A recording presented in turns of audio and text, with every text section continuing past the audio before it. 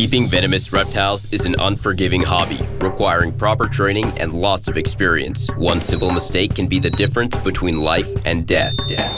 Remember, the most venomous snake in the world is the one that just bit you. There are no venomous snakes with training wheels. Just because you see viperkeeper handle snakes a certain way does not mean you should try it too. Alright, so usually, again, since I don't regularly take animals out and handle them, they're pretty tuned to when the door is open, food is on the table or could be on the table. So in many cases, you need to sort of break their focus on feeding and hit them in the face with a blast of water. So we're just going to dump that there right now because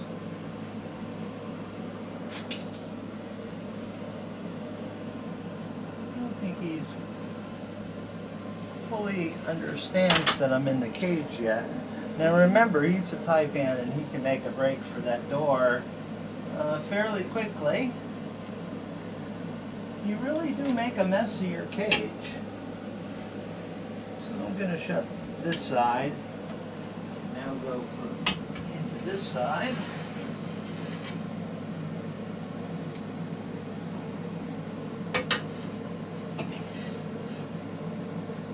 This is the side where food usually goes in. So, oh, you saw that, huh? You saw that. You really need to go into your trap box so I can safely clean your cage. No, I'm not trying to grab your tail. I'm not that stupid.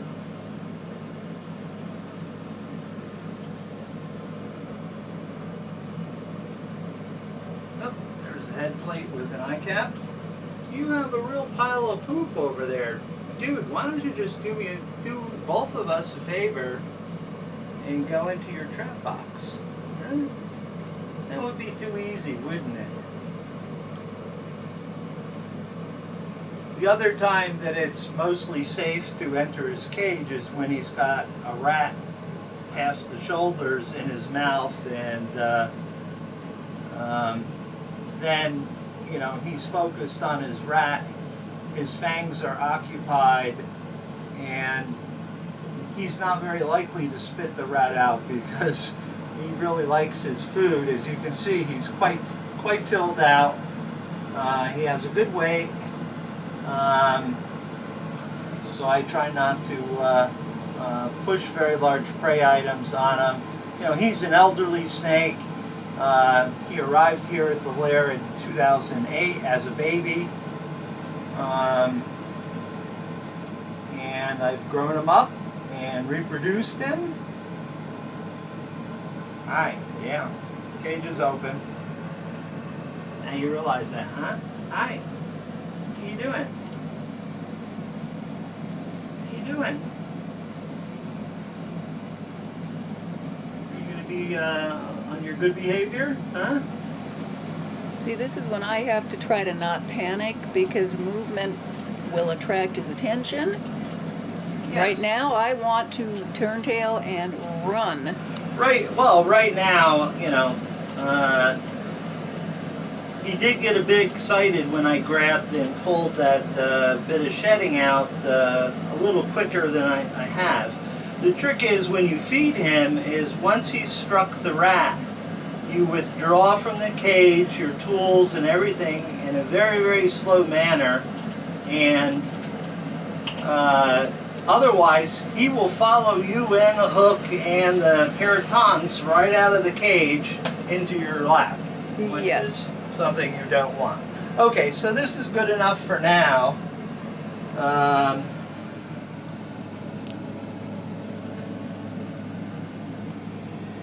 As you can see, there's a pile of poo and stuff in a couple of places, and I'd really like to clean it. Could I hook him out and put him in the green garbage can and lock him down and do it that way? Yes.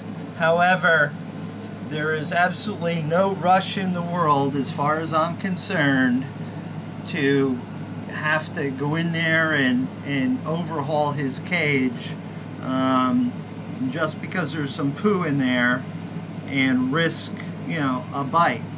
As I said, he's a really gentle snake and easy to work with as long as there's no food present. As soon as I start feeding in here this weekend, his whole demeanor will change and he will again become quite a formidable animal to work with. And as far as drop for drop venom toxicity in the house, Mr. Taipan rules that realm. It's like a nuclear bomb would go off in your body with presynaptic, postsynaptic neurotoxins, myotoxins, hemorrhagens, sort of the quadruple whammy of snake venoms. Australian or Australasian elapids, like the taipan and like all the other fauna in Australia, they have a very complex venom designed to kill and kill quickly and efficiently, and I do not want to have an accident with one of these guys.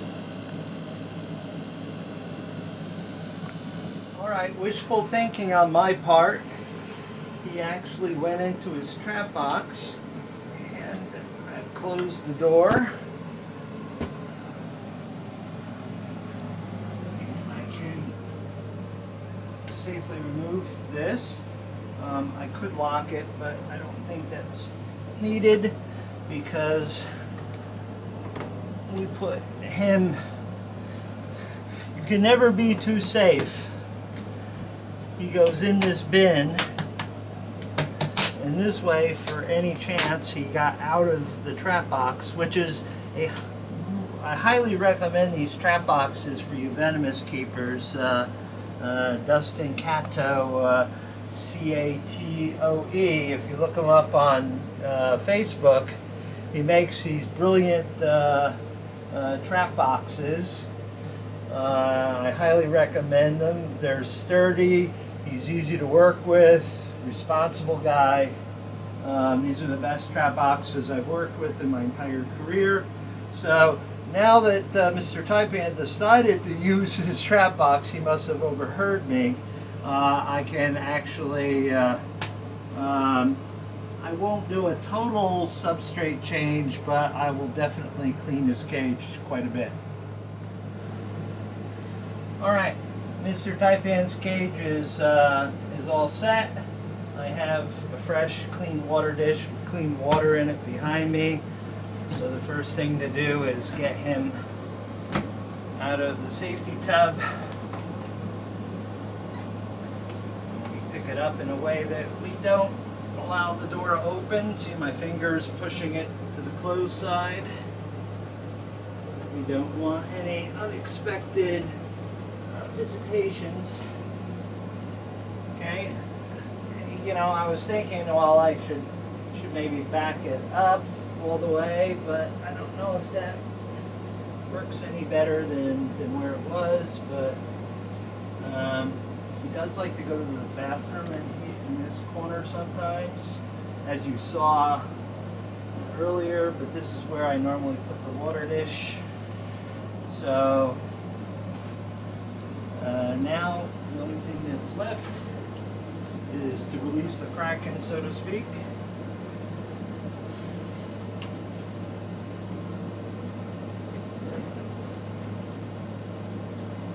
Fortunately, it usually doesn't come out like a rocket.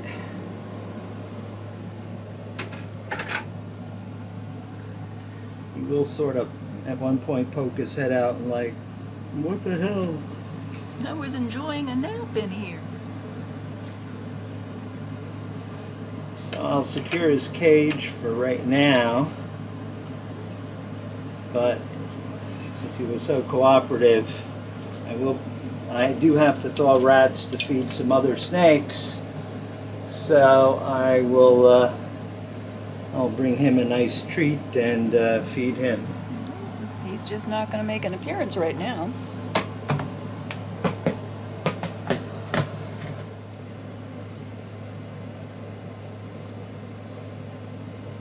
Well, it looks like Mr. Taipan has decided to venture out of his trap box.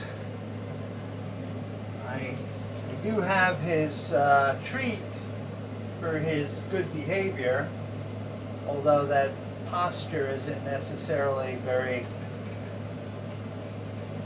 friendly looking. I think the rat is quite thawed enough. It's close, but we don't like to give rodents with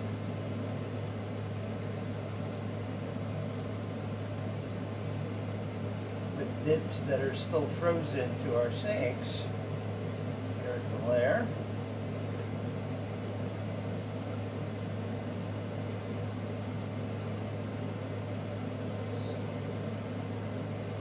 So when working with Mr. Taipan, we not only have the tongs to hold the rodent.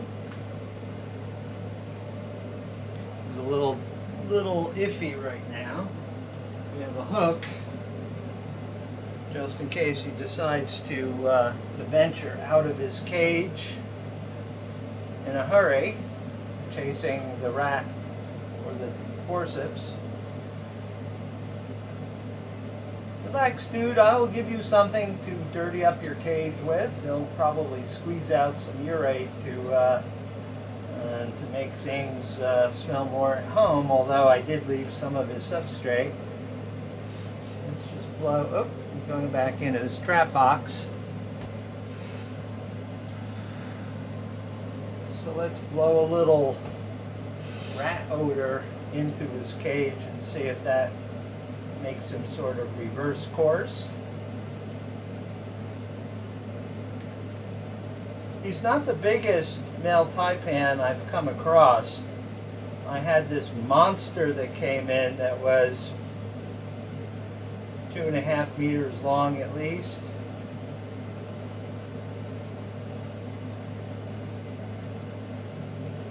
A little tough to navigate out once you get some of you, the snakes always have this conundrum that once they get started going in the trap box, they have trouble reversing course with part of their coils left in the doorway.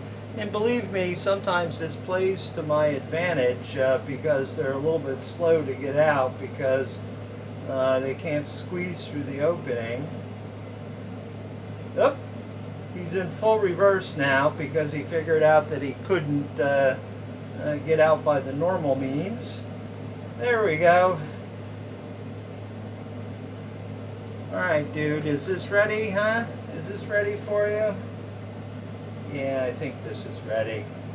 Okay, so I have the camera set up on a tripod because we don't want more than one person really sort of in the way when Mr. Taipan very excitedly goes after his rodent. Okay, proved me wrong.